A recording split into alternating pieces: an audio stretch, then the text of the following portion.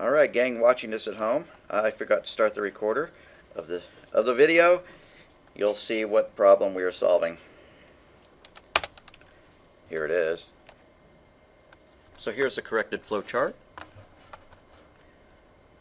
Note the shape, input, tilted rectangle, quadrilateral. We input the age, we initialize the counter to 1. You have to have a counter before the while loop, or else it can't do this comparison. While counter is less than the age, then come over here and print happy birthday. Add 1 to our counter. It's going to keep repeating that as long as this condition is true. Note the print statement is also in a tilted rectangle, the quadrilateral. Math statements are in the rectangles. So it continues to do that, adding 1 to the counter each time, and when the counter is finally equal to the age, when it finally exceeds the age, it's no longer true, it no longer runs the code, and so it stops.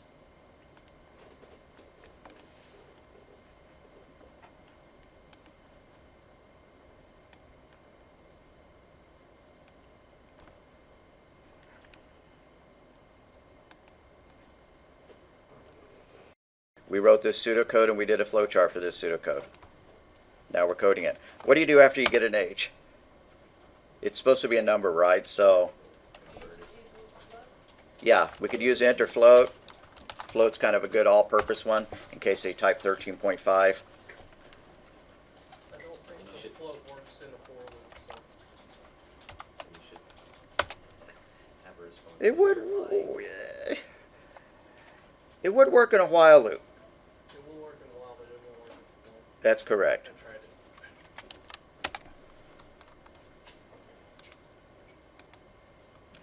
Alrighty, now we need our while. No, we don't. What have I forgotten? See, I should have interwoven the code with the comments. I need that.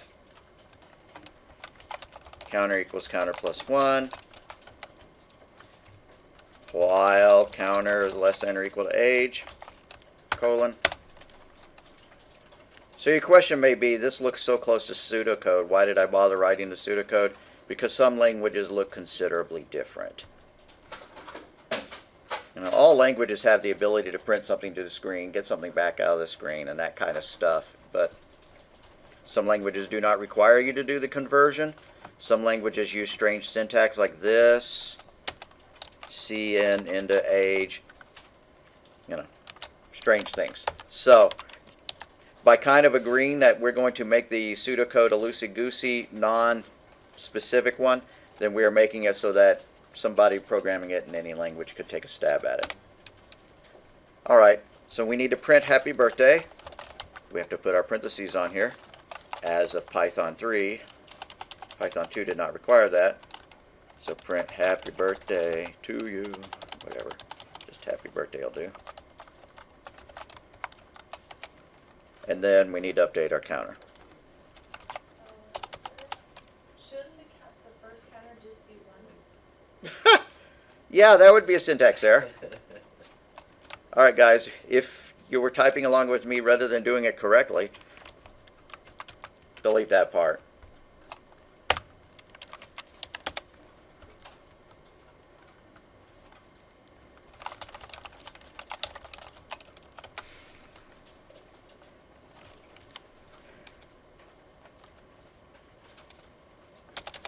Alright, I can't even blame that mistake on cough syrup or anything because I'm in tip-top health. Here we go. There's no such thing as an int while. If you wanted to, you could put a comment to that effect. But that would have already been there if I just pasted this and then, you know, put my lines of code between the comments.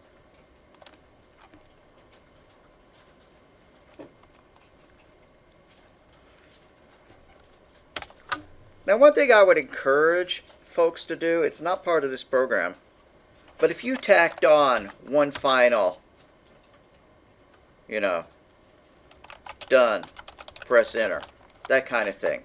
Why would you do that? So that if you save this program to disk and then you double click on the py file rather than opening it in idle, if you don't do that, then it'll print the messages and immediately close the window. If you do add that, then it'll, you know, print the messages and it'll sit there waiting for the user to hit enter to close the window. So, for your homework, if you feel like doing that, great.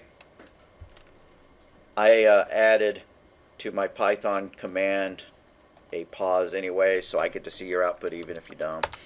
Okay, there you go. I think we're done. You know what? I really like seeing a done message because even though it wasn't in our pseudocode, I like seeing some indication that we're done. Don't have to add that though. That's not strictly necessary. So I'm going to delete it now. Sometimes I tell you practices that I like, but it wasn't strictly part of the assignment, so I mention it and then I undo it. Okay, I think that's going to run.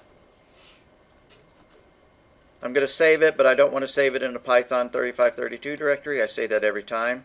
The reason I say it every time is there's always one person in the semester who manages to completely break Python, and it becomes a challenge to fix it. Sometimes you just have to delete the entire Python directory and its subdirectories and reinstall. Sounds dumb. Really, this directory ought to be read-only, but it's not. Put like an option in there to save to a different directory or default to a different directory. If there is there a default directory setting under options, that would be really cool. Configure idle. Yeah.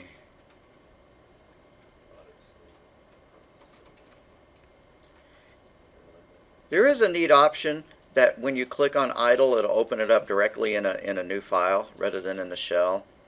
But I leave that. It's not that hard to hit file new.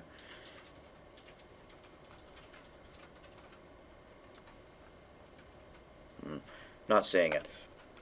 There is another idle editor installed on these machines. It doesn't come by default with Python, but the IT guys added it.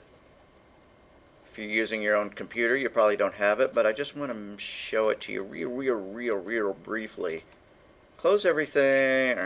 Alrighty. Look for PyCharm, or come down here to start and type PyCharm.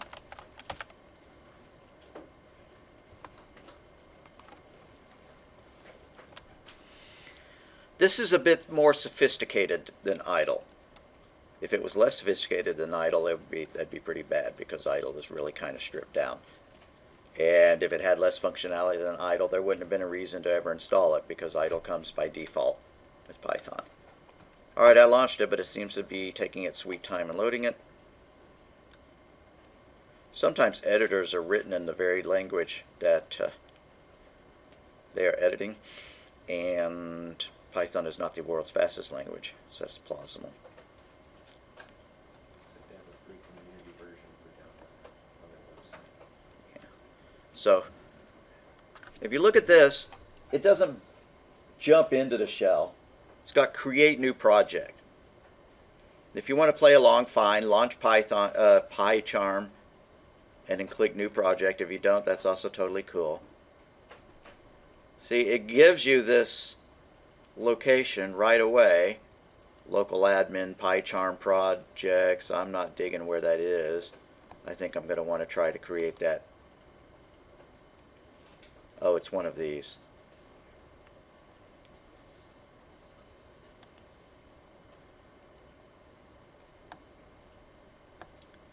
All right, documents. Alrighty.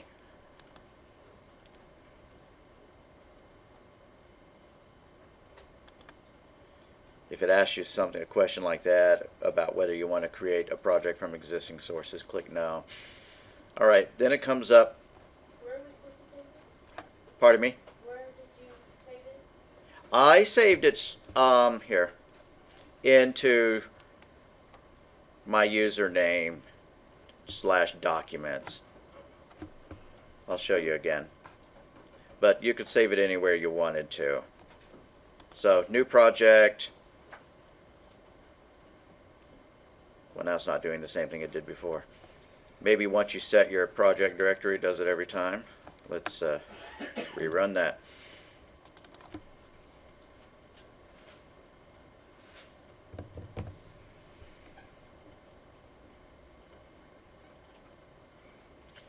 This is closer to the kind of editor that you would use if you were doing Java or C or C++ type development. And what I mean by that is it works with projects.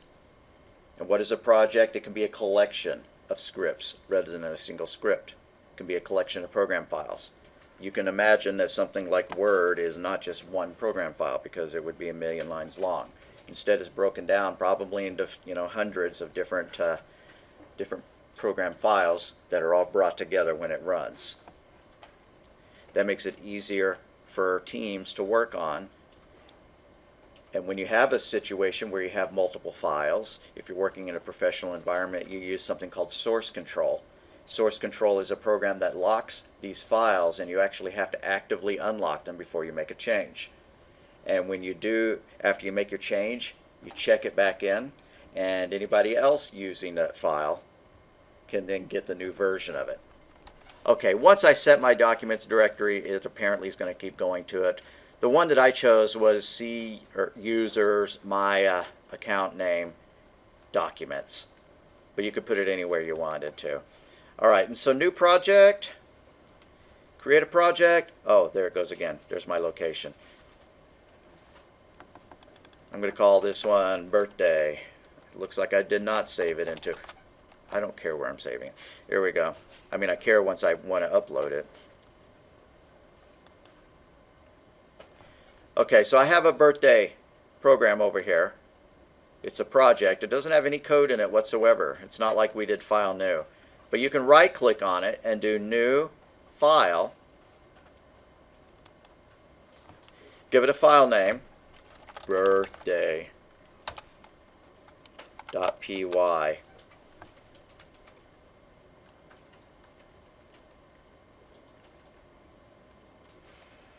I'm just going to go and grab the code from my B-Day program and paste it into there.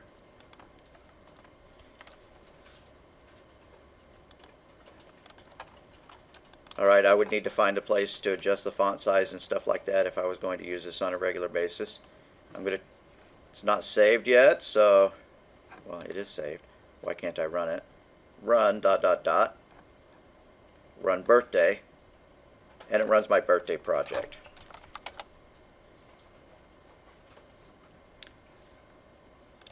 So, if looking at this kind of made you go, wow, I kind of like that, feel free to use it. I encourage you. It's a more professional tool, and it's more similar to Visual Studio or NetBeans or Eclipse, or the kind of tools you use in other languages. If you're really nuts, you can install a Python module for NetBeans, which is a Java development tool, and do your Python development in it. Okay, so that's that. I'm not going to spend any more time on that, but if you want to explore it, you can. If you want any extra help on it, then I'll help you with it.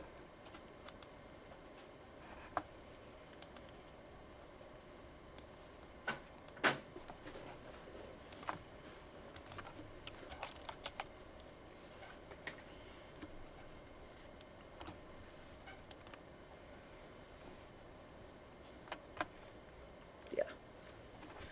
So for the one flowcharting program, I posted this silhouette just to remind people that most of our programs do an input and then a processing and then an output, and the input goes into tilted rectangles, the processing does not, and then the output goes into tilted rectangles. So if your flowchart veered dramatically from this, it probably has a problem with it, which I would put in the feedback. The only other thing that I saw that I haven't already mentioned that I can recall is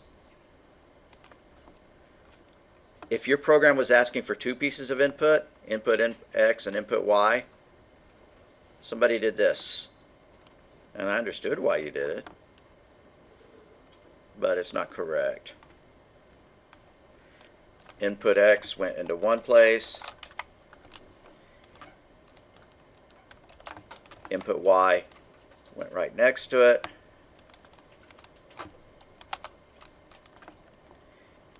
The two lines separated. I've kind of botched that already. Come on, draw another one. And then they hooked back up together, in the processing block. That looks cool, and conceptually, we kind of get what's going on. We're saying that, we're asking for two pieces of data and we don't really care what order they go in, but it's not correct. And the reason for that is that in flowcharting there should only be one path, And if it ever veers off into two paths, there should be a diamond there. So, to pick, you know, you can't put two lines like this side by side in Python, so we can't put two lines side by side in the chart. Like I said, I understood why you were doing it conceptually. Makes sense to me. You have two pieces of data that you're inputting in, independently, but you can't do it like that. If you were going to write something really awesome that was a multi-threaded application, then we would probably be doing Flowchart in a much more rigorous fashion. Multi-threaded means that it can do 2 or 3 or 4 things at the same time. And nowadays chips, you may have heard that, you have dual core chips or quad core chips or whatever. That's so that they can run more than one thing at the same time, execute them simultaneously. Back in older days, when you didn't have multi-core chips, the way the computer handled things, and it still does this to a large extent, is by task switching. What the computer is doing with all of my apps here is it's spending like a millionth of a second updating this one, and then it goes over to the next program and it spends a millionth of a second updating that one, and it spends a millionth of a second doing that one. That technology was originally done so that you could share, back in the 60s, computers were incredibly big and they were incredibly expensive, and you might have an entire, classroom that needed to share one computer. So you would buy 30 terminals, you would hook them up, and they would all need to use the same computer. But a computer at that era could only do one thing at a time. So you would use task switching. You would write a program that would let each terminal, have, 1/30th or 1/100th of a second. And the user couldn't tell that was happening, because the terminal was always showing the same thing. But the program would run program, and then it would pause it, and it would go to the next task, and it'd be like, you already know what it would be like. Be like you had a highway full of cars, but each one could only travel, 1 inch at a time, and then stop, and then the next one stop, and the next one stop. And so that's the way all computers nowadays work. But you have your multi-core systems, which at least get the computers able to do like 4 things at a time, or 8 things at a time. That lets them switch among the tasks much more quickly. And you can be sure that gamers with the really good video cards, they run lots of things at the same time. Usually, or quite often, the video card that you stick in your machine is more complicated and more powerful than the processor that's running it. And people write some software to run purely on video cards rather than to use the main processor, because it's the most sophisticated, most powerful piece in your computer. Not if you just buy a laptop and it has a built-in Intel, chip or something like that. For example, Bitcoin. Bitcoin's a weird concept. You may have heard of it, where you have some kind of electronic money, and it doesn't exist in the real world, and you can find new Bitcoins by a process called mining, and that idea totally blows my mind. It's a complicated cryptographical mathematical process, and the faster you can make that process, the more likely it is that you are going to discover a new Bitcoin. And so some folks would buy one of the computers that had several slots so that they could stick a bunch of video cards in it, powerful video cards, and they would write Bitcoin mining software that would run on each video card, and that would quadruple their chances or more of finding one. Weird. There's only a set amount of Bitcoin. Yeah. Going up and down. There's only a set amount. There's a maximum theoretical amount of them. They haven't all been discovered yet. Not all the codes for each one, So there are still people mining for them, but it's much more difficult than it was. And Bitcoins, went from being like $1 per coin, 10 years ago to $1,000 or $2,000 or whatever now. It's absurd. I don't totally understand it. It's a weird idea. Yeah, if there wasn't a limit, then it would be an unlimited resource. You can't really base a currency on something that's unlimited, which is why a lot of people threw a fit when the U.S. dollar stopped being gold-backed, because you no longer had, any limit to the number of dollars that the government could print. Isn't that why a lot of people switched to Bitcoin though? Like a lot of people that were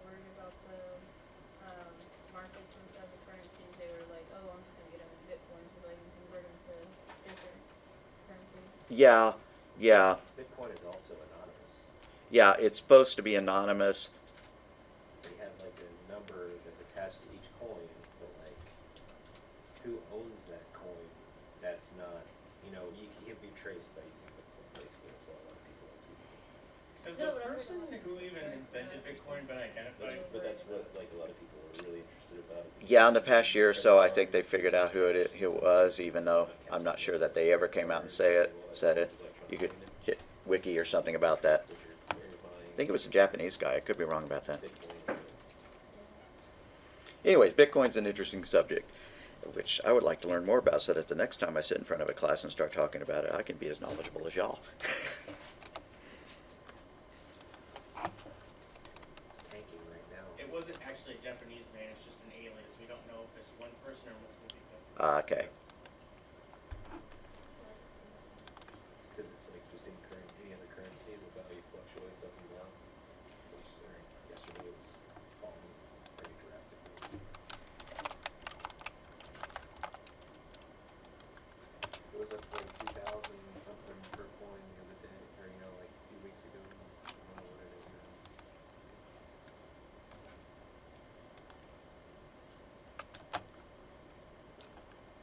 Obviously, these charts are not going to be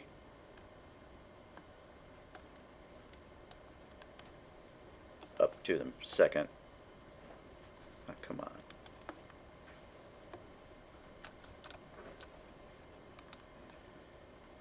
Well, that makes it look pretty bad. Maybe that's what you were talking about.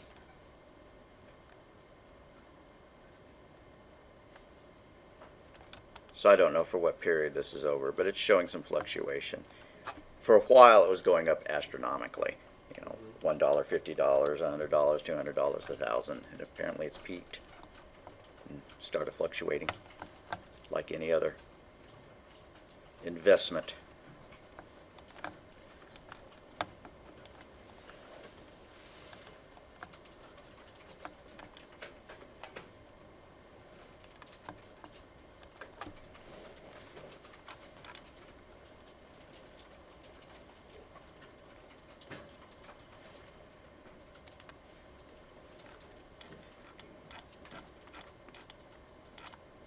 Okay, one more time I'm going to hit the idea of functions.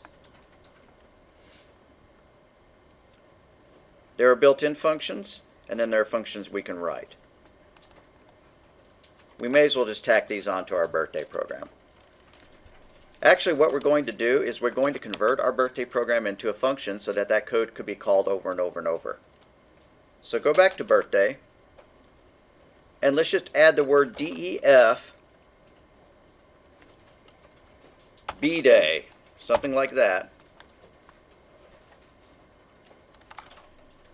Parentheses in parentheses colon, and then indent everything under that. And since this is not a fruitful function, it doesn't have to have a return statement. I like seeing that though because it makes it easier to flowchart. It reminds me I need to stick an oval at the bottom of the function. How do you know when to set it up to have passive value or variable in like the function parentheses? Yeah, we could put a variable in here. It just, you decide to do that based on the functionality you want. I think that would actually be a really good idea, and that'll probably be the next step to this. So right now, I've got a function. If I run it, absolutely nothing happens. Why is that? Because you didn't call the function. I didn't call the function. There is no unindented code. So I would need to call bday, like that. Now it's going to run the function. What is your age? 4. Happy birthday 4 times. What if that didn't say to my quest for birthday message? I'm going to call the bday function 3 times. What is your age? 4. What is your age? 4. What is your age? 4, darn it. Okay, there we go. Yeah. A better way, well, probably a more useful function would be one that didn't ask for the age, where we could pass the age in. If you want to pass data into a function, you have to define a parameter, so it can be passed in as an argument. Here's what I would like. I'd like to be able to say B day 4, like that, and have it do 4 times without having asked for it. So here's what I'm going to do. You see these 2 lines of code that ask for the age and convert it to a float? Take those out. Cut them. Highlight those 2 lines of code. Age is equal to input, age is equal to float.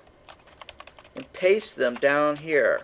But you're going to have to unindent them, or else they wouldn't get run as part, wouldn't even compile probably, but the program only runs unindented code until it finds, a colon or whatever to cause it to allow indenting. So now I have an age variable. I can pass it into the function, like that. Now I've made a mistake. I haven't finished my job though.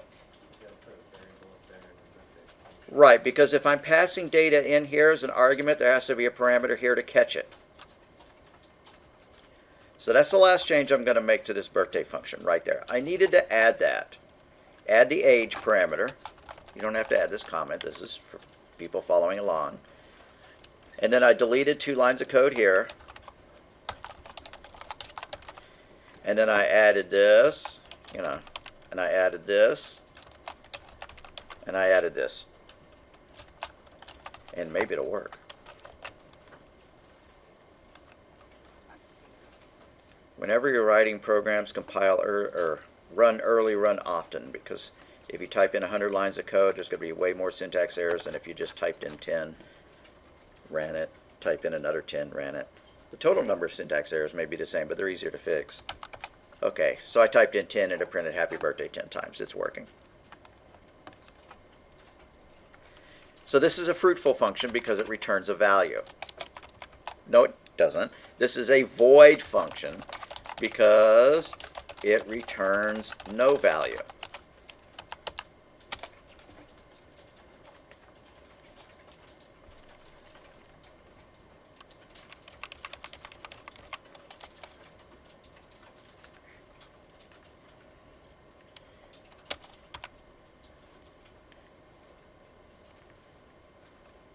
So let's do a fruitful function. Now Python's a weird beast because it will let you mix functions and main code just randomly as long as you do them in the right order. I'm going to go ahead and do that, but it's better programming style if you put all your functions up at the top of the code. So I would probably cut and paste them and move them to the top of the code after this. Let's make a function that'll calculate the distance between 2 points. Good old geometry. I don't even really remember that formula, so I may have to hit Google really fast. I know it involves, it's kind of the Pythagorean theorem. Square root of the square of each side. Okay. Difference in x's. Difference in the x's, difference in the y's. Difference in the y's. Yeah. The square root of that or something. So let's call this one diff point, or distance point. I like diff point. And each point takes 2 coordinates, an x and a y coordinate, because we're dealing with 2D space. Ooh, how do you take the distance between 3D space? Nope, not going to worry about it. Okay, now we know that since each point takes 2 coordinates, we're going to need 4 values total, like an x1 position, and a y1 position, and an x2 position, and a y2 position. So x1, y1, x2, y2.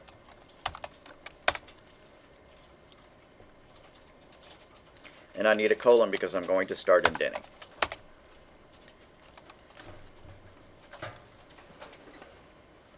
Alright, I'm going to lift this just for a second.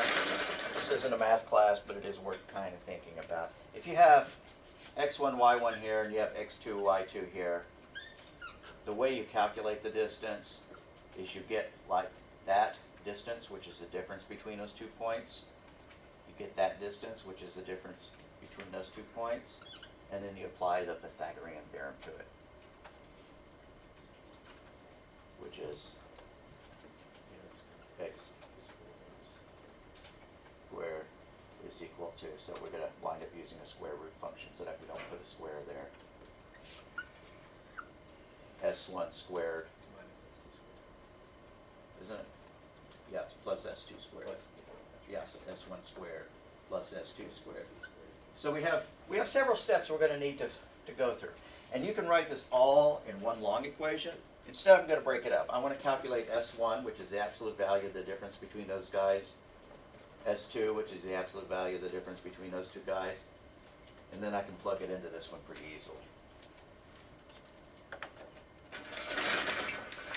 That was kind of for my benefit too. Remember how to do it. Okay, so side 1 is going to be the difference between x1 and x2. So side 1 is equal to the absolute value. We're not going to be returning any negative distances or taking the square root of any negative values. X1 minus x2.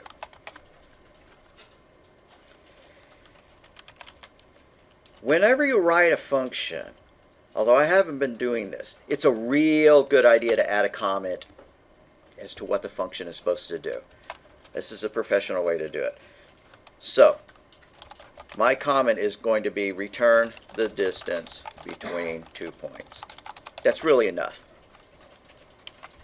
At least it tells us what it is. Side 2 is equal to ABS, y1 minus y2.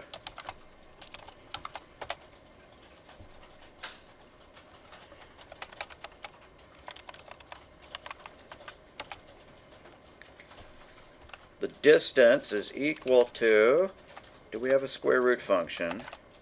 Oh no. There's a cheaty way of getting the square root, which is to raise it to the power of 0.5.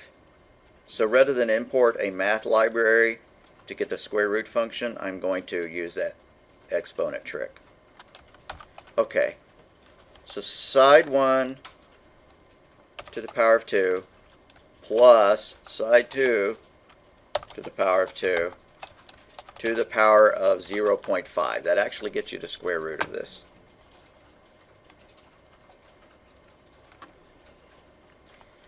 Okay, now since I want this to be a fruitful function, I need to return d out of it. Why would I calculate d and not return it, you know? So lastly, I'm going to tack on a return d statement.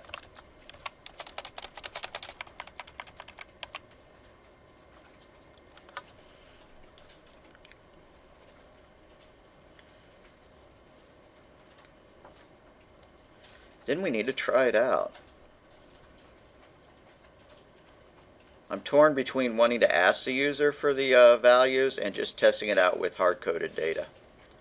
Hard-coded data is great because we keep running these programs 20 times in a row and it gets annoying the more things we have to type into it, but it's not a very realistic. Let's make it so that it calculates the distance between 0, 0 and whatever, because that'll at least make it easy to test, you know. So we're going to assume that the 2 points, the first 2 points are 0, 0, but let's ask for the other.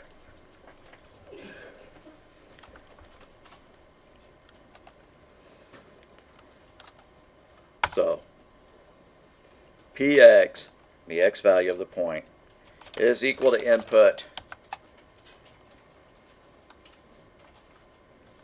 x value of the point.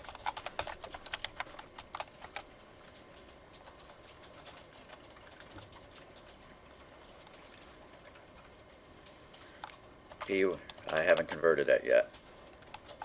Px is equal to float px. And by the way, I know that some of y'all know this. If you don't want to do it in 2 steps, I'm going to show it to you on the next one.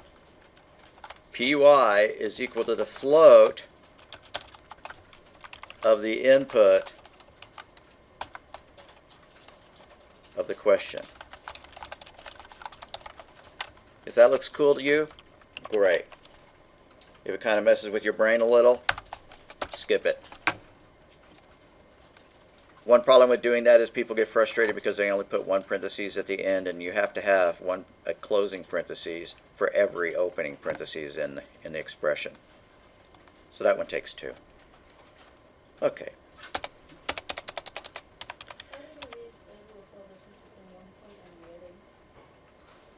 I am so sorry. Pardon me? How are they going to be able to tell the difference between the first point and the second point? I am just deciding that we're going to always do it from 0, 0. Oh. That's not a very useful.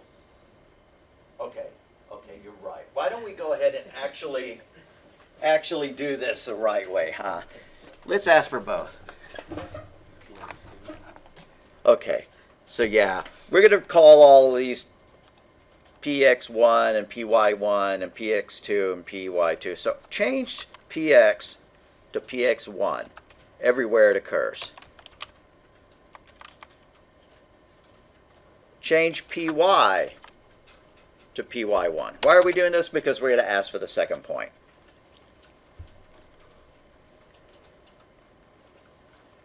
Okay, so PX2 is equal to input X value of second point, or X value of point 2. And you're free to change these messages to make them make a little bit more sense. The top one could have been X value of point 1. I need to convert that to a float.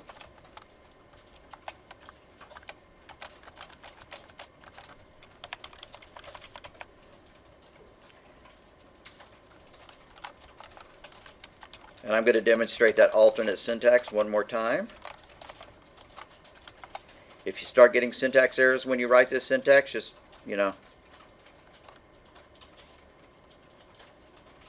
what is that saying? Discretion is a better part of valor, or something like that. It's better to run and away to fight another day. I don't know if I agree with all that, but all right. The Y value of point 2. All right, now we have 2 points, px1, px2, yx1, yx2. Let's get the distance. The distance is equal to the difference between points. I'm not sure why I just didn't call it x1 and x2. I was trying to avoid reusing variables names, even if they appeared in different parts of the program. px1, comma, px2, those are our 2 points. No. px1, py1, px2, py2. And we need to print out the distance now. Print the distance between those points is, comma, dist. Now, if I don't have a syntax error in here, I will frankly be amazed, but I'm going to run it and test it. Try to get it out of the way.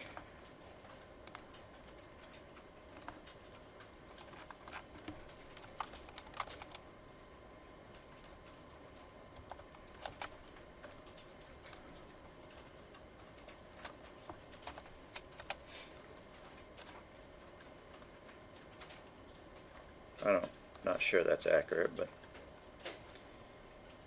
all right, I need to test it with data that I know is good.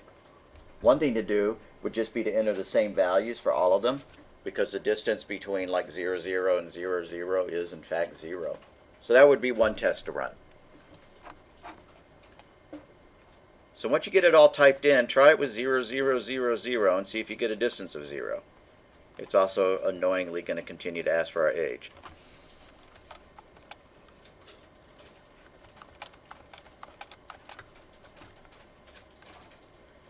Okay, that one worked.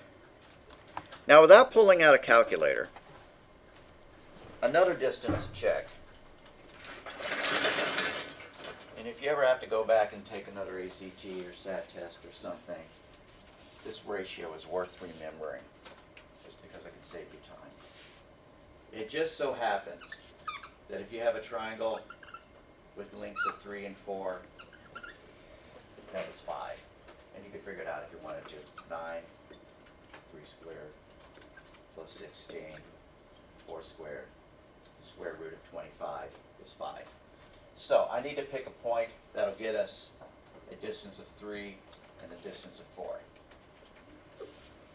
So if I make this one 0, 0, this should be 0, this should be 3, 0, and this should be 3, 4. I need to remember those. 0, 0, 3, 0, 3, 4. That'll be my next test data. We need 3, 0. Yeah, I'm not going to need that one. Just that one and that one.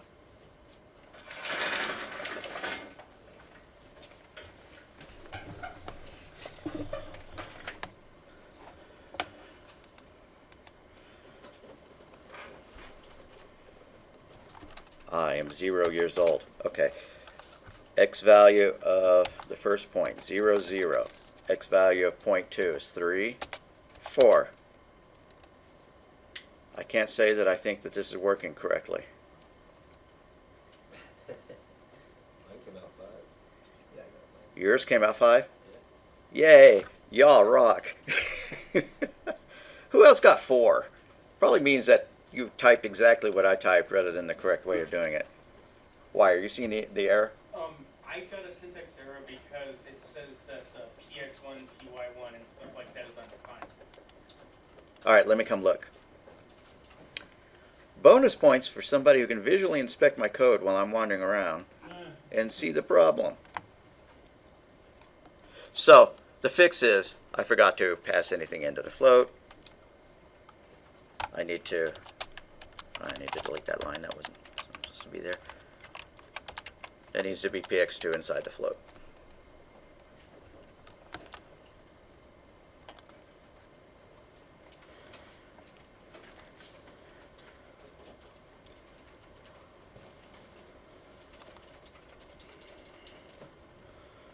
So a fun little project, which I'm not going to engage in, would be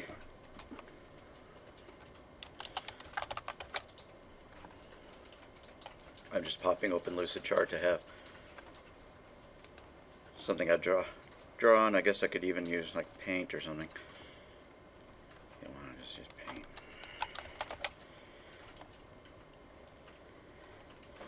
So you know how our turtle works. You give it a direction, it goes that way. You give it an angle, and it goes that way. You know, and you give it another angle, and then go forth another one. It would be neat if we could do this same kind of stuff that we just did here.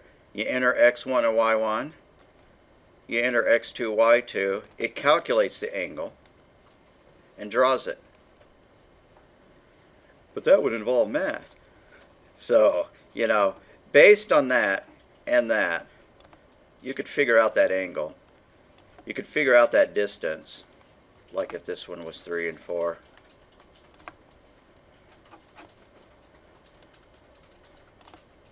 And so once you knew the angle, once you knew the distance, you could make your turtle go that far.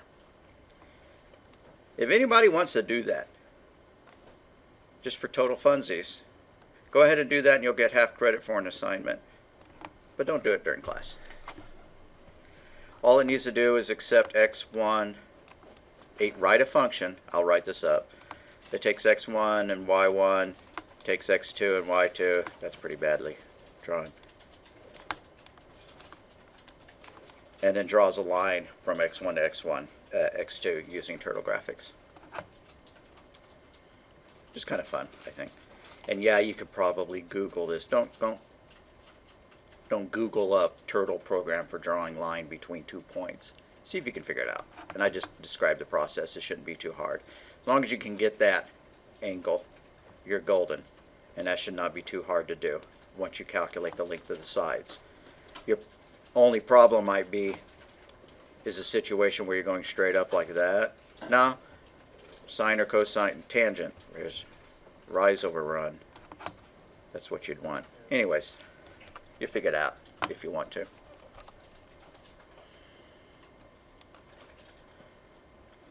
So our code had a sample of 2 different functions. This one is called a void function. The void has nothing in it. It doesn't return any value. If it's a void function, you can skip the return statement. Diff point was not a void function. It was a fruitful function. Fruitful because it comes bearing fruit. We calculate something and return it.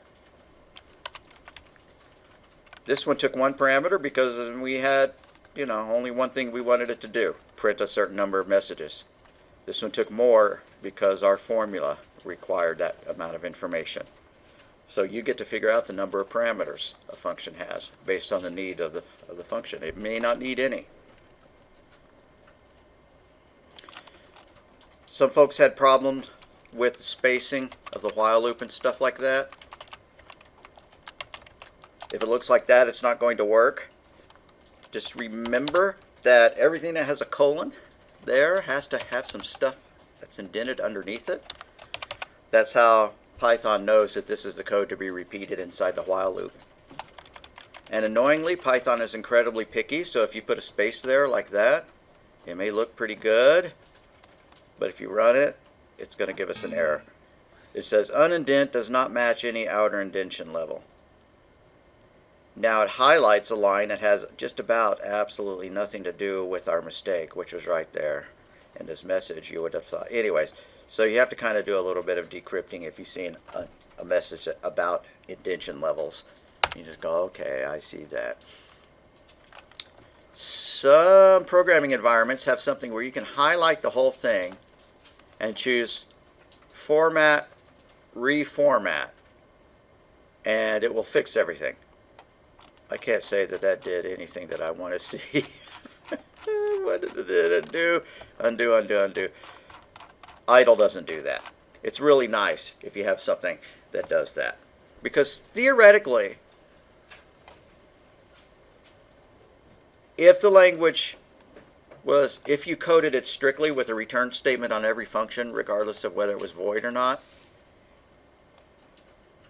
we should be able to figure out how far everything is indented. Every time you see a colon, no, I can't say that. I can't say that with any certainty at all, because this would be valid code right there.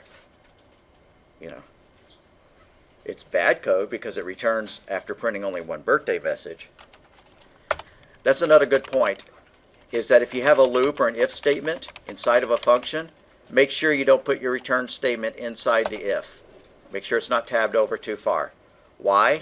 Because that would make it return after only one iteration of the while loop. It would print happy birthday one time, and then it would immediately return.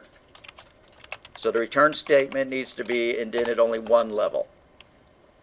There are exceptions. You may actually want to write something that would bail out of an if or a while early, in which case, yeah, you would put a return statement. It's possible to write something with more than one return. Don't necessarily write this, but okay, yeah, let's say that we for some reason hated zeros and we didn't want 0 as any possible value.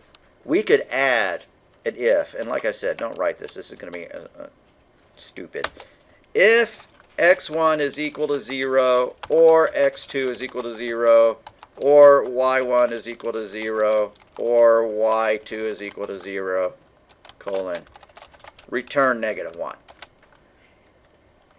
That way, if they pass in zeros, if any of the values are 0, we're going to bail out. They're going to hopefully be checking for negative distances. If they got back a bad, you know, a -1, then they would know. But notice now we have two return statements. We have kind of an error code that we're returning, and we have a good value. Now zeros are actually just fine, so this is stupid code. But you can write that. We could add that to this. If they pass in a negative age, we might want to tell them that the age was negative and we couldn't do anything, because otherwise they're not going to see any printing at all. Right? If we pass in 0 or -1, they're not going to get any happy birthday messages. We might want to give them an error message and return early. So we could do that. We could check the age to make sure that it's a valid value. If age is less than or equal to 0, print too young for birthdays. And then we could return out of it. So you see what's going on there? We're ruling out an error condition, and we are returning early. But if the error condition does not exist, we will run the rest of the code. And that's why return is indented here. There are more than one ways of adding error handling. We could put all of this inside of an else, like that, you know. That is also good code. It kind of looks better in a way. We could take these return statements out and make them unindented like that. See, there's always more than one way to feed a dog. Some colloquial statement like that. There we go. That would work. So I'm showing you these different ideas just so that they lodge in your brain. At some point, you're going to need to start handling error conditions. One school of thought is you rule it out as early as possible and you bail out of the function as soon as possible. Check all the error conditions, check all the parameters to make sure they are valid values, and get out as soon as possible. That makes writing the rest of the code easier. You don't have to worry about it. Another rule of thought, another rule that some people follow is that you only have one return statement. And they would hate seeing a return there. People who do that. Why are there so many different rules? Because people think in different ways. Both ways are valid ways of approaching it. One is returning out of it as soon as possible. Another is to write it so that it only has one return. If you do have a return here, you don't need an else. Because once it hit that return, there's no possible way it could do the rest of it, right? But I kind of like seeing the word else. So, out of all of our solutions that we've done, I kind of like that one. I think it's pretty. Whatever, you know. The better your code looks to you, there's a good argument to just making your code as pretty as possible to your taste, and you get an idea of what quote pretty means. Some languages do not enforce standards about indenting. If you wanted to write your code like this, it'd say, hey, great, I dig you, I know what you're trying to do. Those languages tend to have braces to indicate the beginning and ending of code.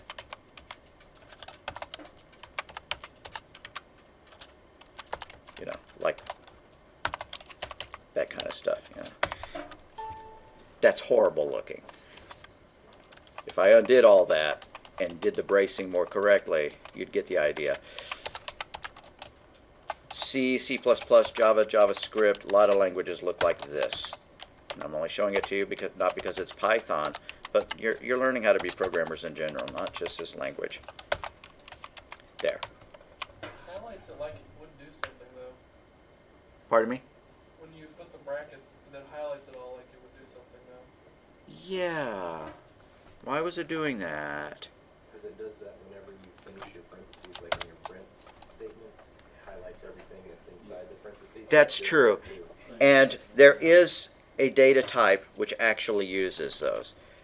Maybe you've seen, or maybe you recall we did something like this where we did list is equal and we gave it a series of values.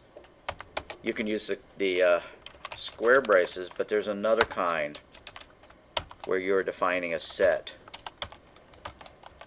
The difference between a set and a list, I'm going to change that to S. We're not going to even talk about sets this semester, but a list is ordered. Sets are not ordered. Just within the set, right? So you can do set operations like I want the union of set 1 and set 2, you know, and it'll figure it out. And it doesn't matter. If later on you try to print out the union of set 1 and set 2, there's not going to be any guarantee of the order. For the kind of stuff that we're doing, the kind of stuff we're teaching, this isn't a math class where we're learning about sets, but lists are the way to go because we care very much about order. We want, you know, things to happen in a consistent order all the time. And so you're right. You're both, thank y'all. One of you mentioned that when you do that, it highlights it all. The reason for that is because just like if you're doing parentheses, there you go. Now that I've almost completely messed this code up,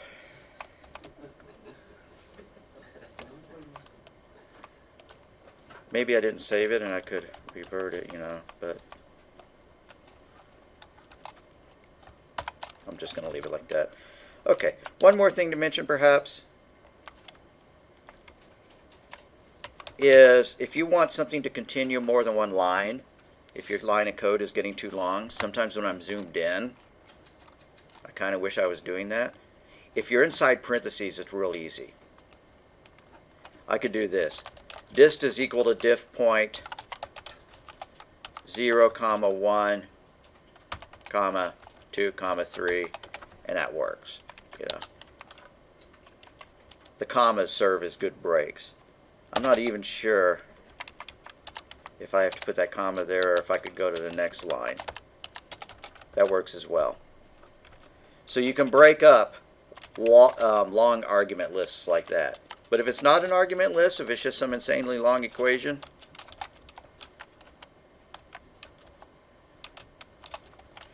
and then for some reason you wanted to continue that on the next line, I believe it's a backslash.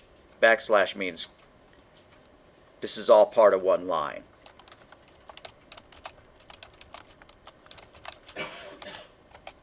Like that. Yeah. Backslash being the opposite of the division one. If you feel like doing that, you don't want to go off the edge of the screen, that's totally cool. Writing lines that are so far that it starts to scroll is considered kind of poor practice. And idle doesn't even have a horizontal scroll bar to let you know that there's stuff over there. On the other hand, since y'all don't have your fonts blown up nearly as large as I do, you're not going to be running into that nearly as often.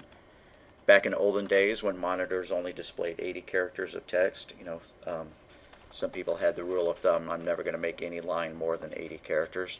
Nowadays, you know, people have supersized monitors, you know, and could put, you know, 500 lines, you know, 500 characters in a single line.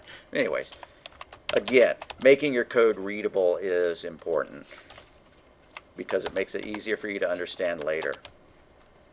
If you ever are curious about why I put returns in some places and not in others, I try to write paragraphs of code. This is all information about getting the position of one point. Point 1. So I put it all in one chunk and then I put a space. You have to do it that way? No, you could delete all the blank lines from your code and it would work just as well.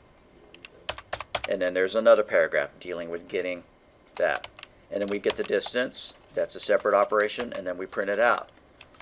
When I'm typing a whole bunch of code in and I wish it was all on the screen at the same time, sometimes I start leaving those things out. Maybe those two things are so similar that I wanted them to be together.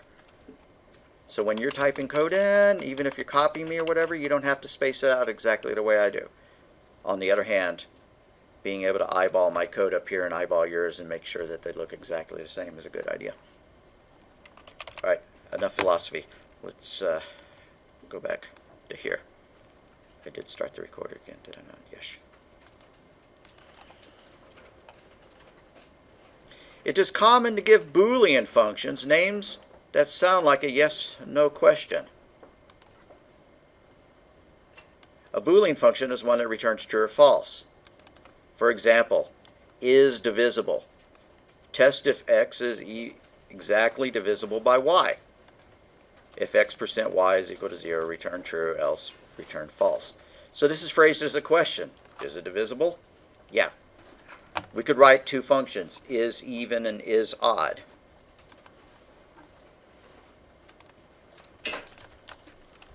Define is underscore even, and it accepts a number. And it checks to see if that number is even. How do you check to see if a number is even? You use modulus, and if the remainder is what? 0. Yeah, so if x% 2 is equal to 0, we're going to return a true. Else, return a false.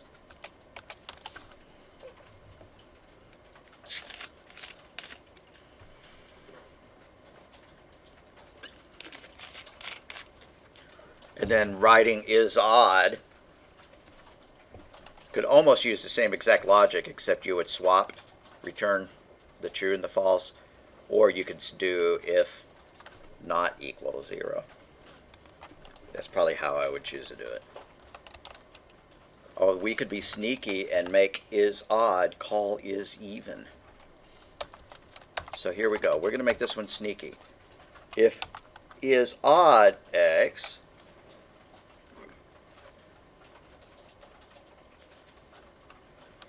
Now we're going to call is even. Let's store it in y. Y is equal to is even x. If y is equal to true, return false. Else, return true. In this particular case, it's kind of stupid to do it this way, because figuring out if it was odd was really only one line of code. All I had to do is if x%2 is not equal to 0. So this is too clever by half. This would actually run more slowly than if I just coded this with a proper if statement. X mod 2 not equals 0. Why do I say that? Because every time you make a function call, it has to jump to a different place in the program. It has to store some data on internal memory so that this argument can be passed into here. All that takes a finite amount of time. You know, it does take some time to do that. And if you're trying to write the absolute fastest code, like you're writing, you know, a video driver or something like that, or something with very limited memory, unlike these machines, then you'll worry about stuff like that.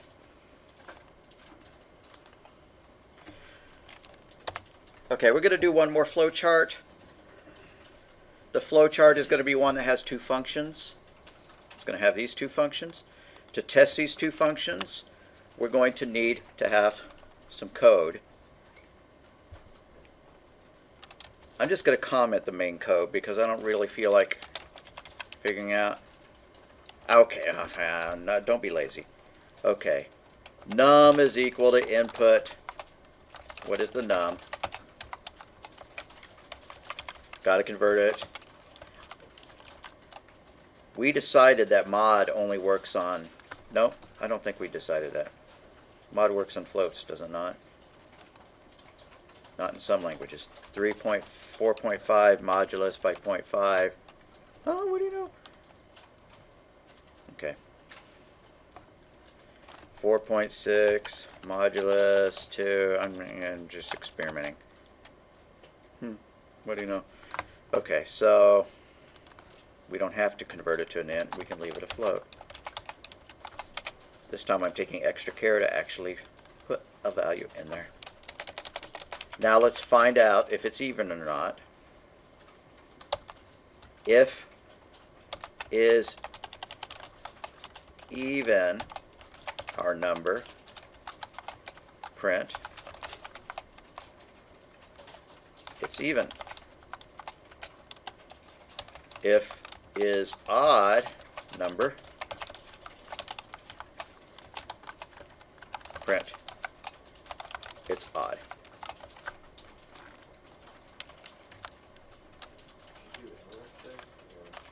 Pardon me? You do an elif there? Or? Not really. I could. If I was going to do that, I would assume that if is even. This would be perfectly valid code. Elif. Don't type this, guys. It's odd. But then I'm not testing this one. So as a pure test, I'm not going to use an elif. Very good point. If you have two mutually exclusive conditions, you ought to use elif.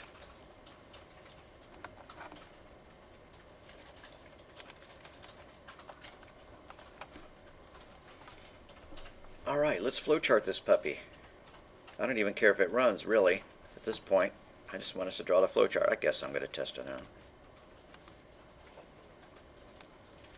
I'm 10, 0, 0, 0, 0. What is the number I want to check? I'm going to test 11. 11 is, in fact, odd. If I was a good programmer, I would also test the even version. You should always test every path through your program.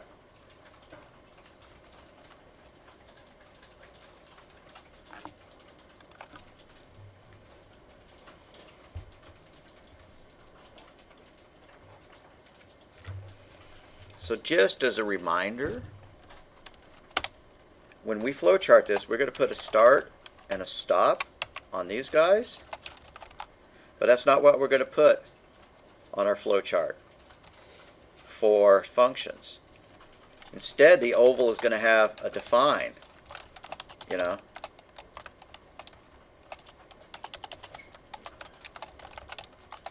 I'm going to delete that because it's getting it all, you know, past the point where it fits on one screen.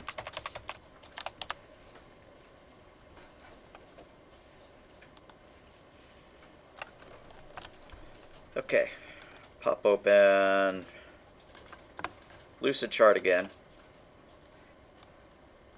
Anybody need extra time typing this in? I know it was a lot of code. All right, I'll leave it open. Guys who got this, go ahead and start your flowchart. You know that this is going to be the easy part. Well, not necessarily the easy part, but you know that this just does a start and this does a stop. And that calls to functions don't go in plain rectangles, but they go in rectangles with bars. So if you feel like starting drawing, that's totally cool. If you want to wait and follow along with me, that's also totally cool. For some reason I didn't know syntax, where it says,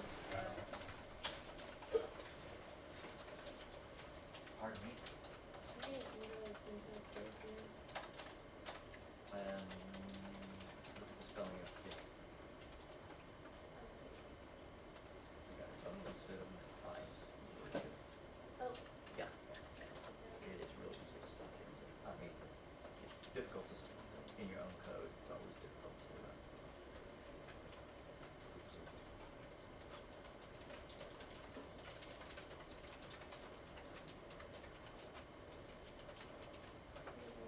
I tried 11. You can try.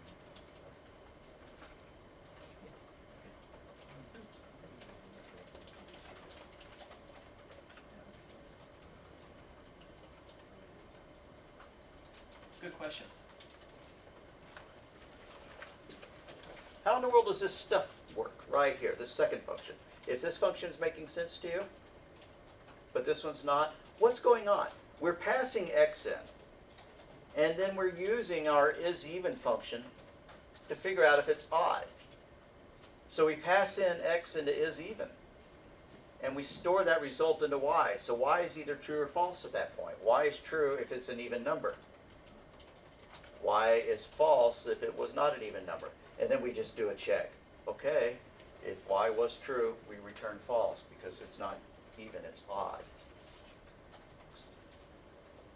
If y was false, that means it's an even.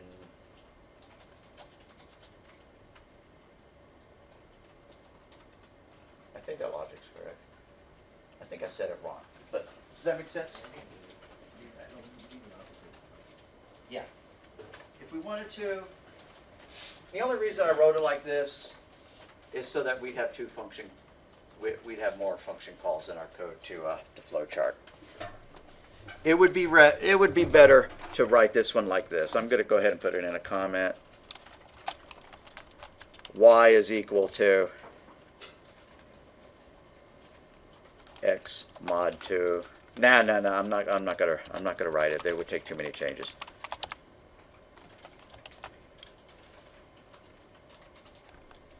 All right. If you need a printout of this code, the flowcharting is actually the most important part at this point. So I'm going to go ahead and start flowcharting. Where was my last flowchart? Have I not drawn one today? I thought I did. Way to go. Well, hopefully you didn't lose your flowchart. I sure did.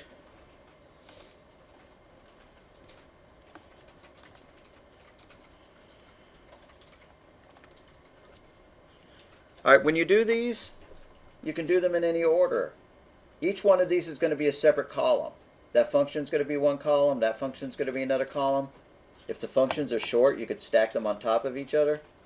And then all of the main code, which means the unindented code, will go in another column. Do I want to? I'm going to go ahead and do the main code first. So, doing the main code first, I need a start.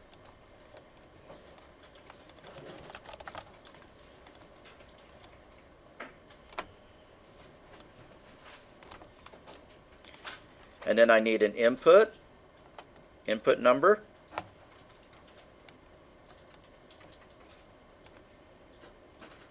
Note the shape that input blocks go in.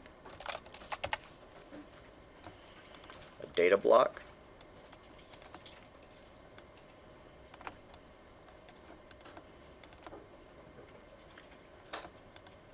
Now if you take my Java course, there's no flowcharting involved. Another professor teaches Java and he has y'all draw flowcharts, and he doesn't care if your blocks are tilted or not. So, don't know why I mentioned that. Alright, we've input the number. Now we're going to use, okay, this is really bad. I done did this wrong. What do I mean by that?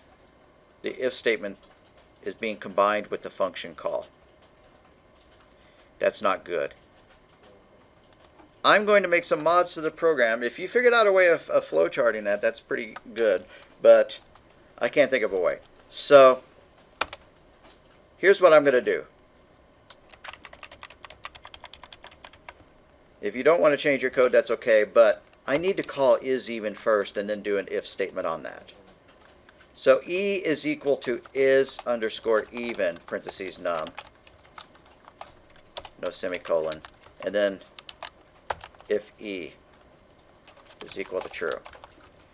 Same thing for false. So I just did that. That was the change I made. I just changed these two lines. I'm going to do the same thing for that if statement. O for odd is equal to is underscore odd with the number. And then if O is equal to true, colon. So I just changed two more lines, that one and that one.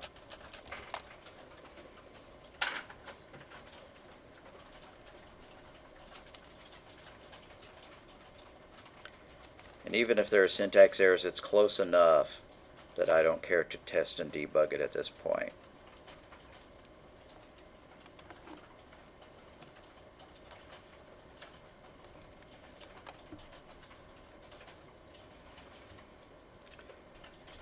So here's a function call. E is equal to is even. What kind of block do I stick function calls to our own functions in? The rectangle with bars.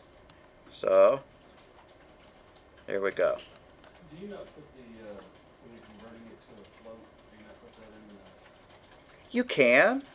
The reason I leave it out is some languages do not require that step, and so if I wrote this, if I handed it to a C programmer, they might be annoyed at seeing convert to float when it is being handled automatically by their language.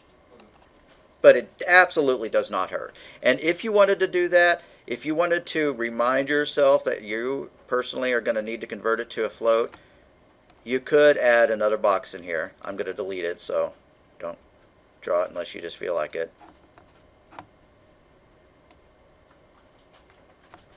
That said, convert num to float, like that.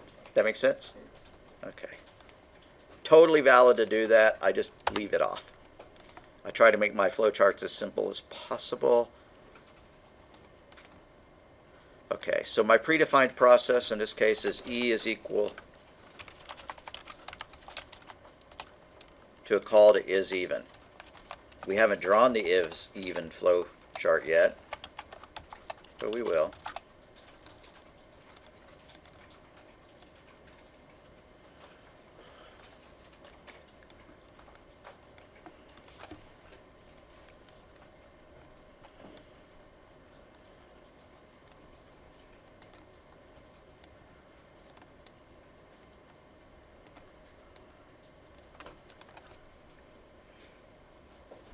Sometimes when you're flowcharting, you think of better ways of structuring things. I kind of wish I'd made the two function calls right next to each other, but I didn't. Okay, so I have an if statement. We know what if statements go in. They go in diamonds.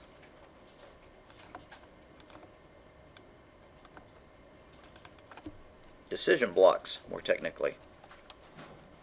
If E is equal to true, then I have some indented code, so I'm going to jut off to the right.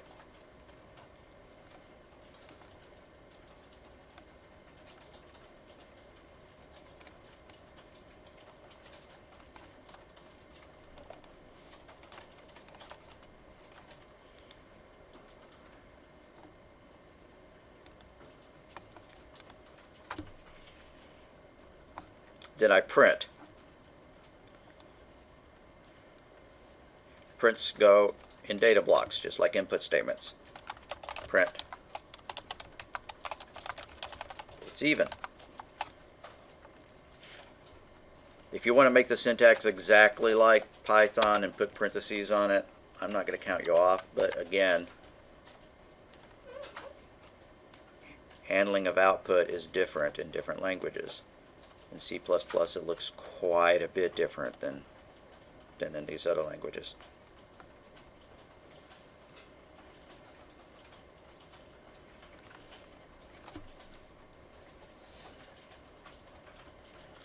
Alright, since this is not a while, I'm not going to draw something that loops back to the if. Instead, they need to come back and join. So I'm just going to plop a circle, delete the A from the circle, make the circle smaller because it doesn't need to be so gigantic. Bring them back together.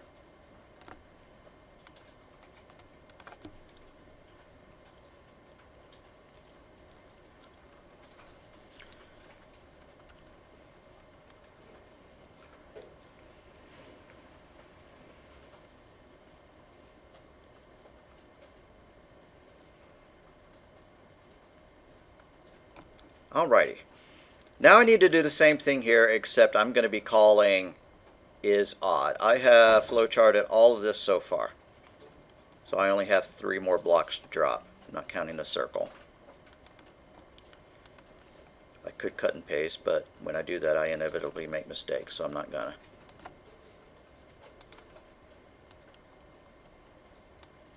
So this is going to be another function call, the call to is odd. So again, it goes in the bars. That sounds bad. Here we go. O is equal to is underscore odd with our number as the argument.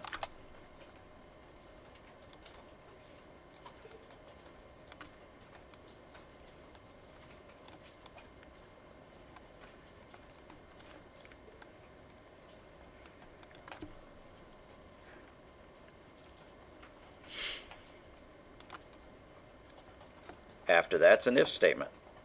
If O is equal to true.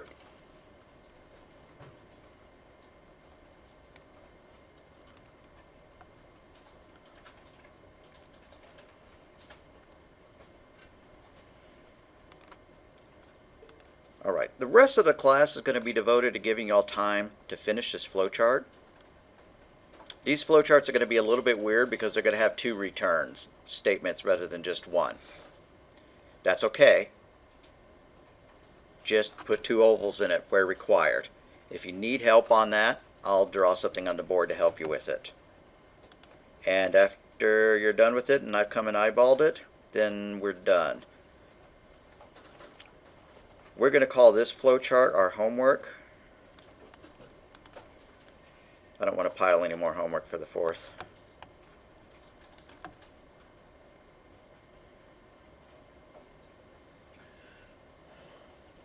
Okay, so that decision was if O is equal to true.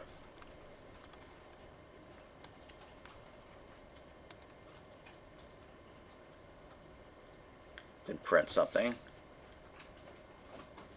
Print that it's odd. I'm going to cover up the code now.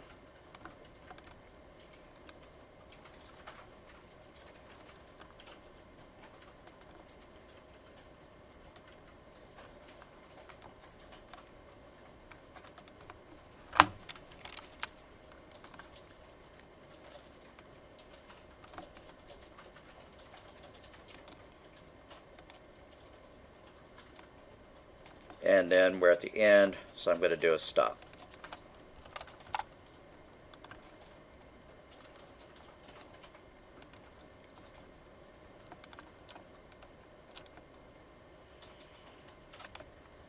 I've drawn a flowchart that is too big to fit comfortably on the screen. I could break it up like this. I could grab this stuff and push it up here like that. You don't need to do that. It's fine for you. Have it go all the way down. Why would I do this if I wanted to keep it all on the screen for y'all to look at? I hope I did not go too fast, but I am going to do that anyways. Just know that you don't have to have that line wigging out and going up there. So when you do your functions, there are two functions. Instead of a start, it's got an oval, DEF, and then the function name is even, or is odd, whatever. And then there's going to be some kind of if statement, and it's okay to have two ovals. Return one thing, return another. Now this isn't obviously the actual flowchart, but that's the structure. An oval that has DEF whatever at the top, and by looking at the code, I know that both of our functions are going to have two return statements. One that returns a true, one that returns a false. All right, I'm going to stop and let y'all work on that, and I'm going to make drop boxes for our stuff.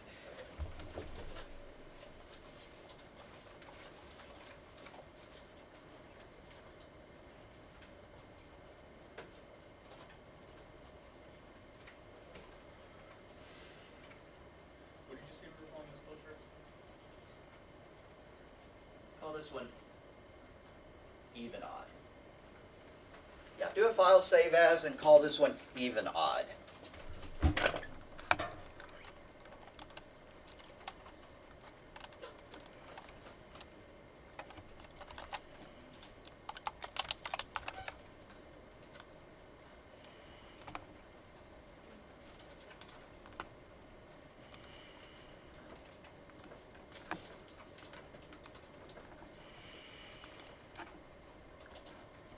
I'm going to start on one of the functions. This one's going to be is even.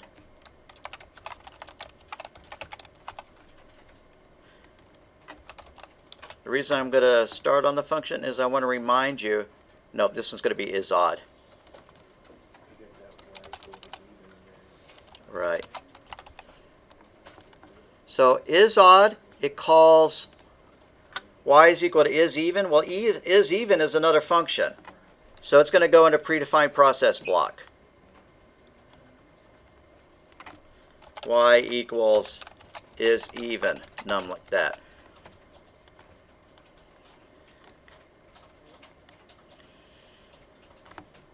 And if you recall, my personal quirk is to color the functions. So is even, I would make one color with the paint bucket.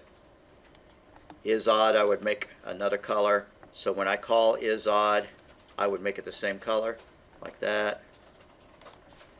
And then whatever color I chose for is even, I would make that the other color. It's absolutely not necessary. I just find that it visually helps me roadmap it.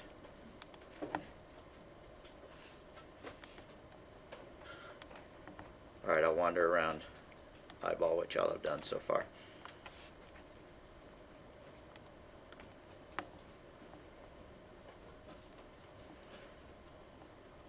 Find a diamond when you're looking for it. There you go. Okay.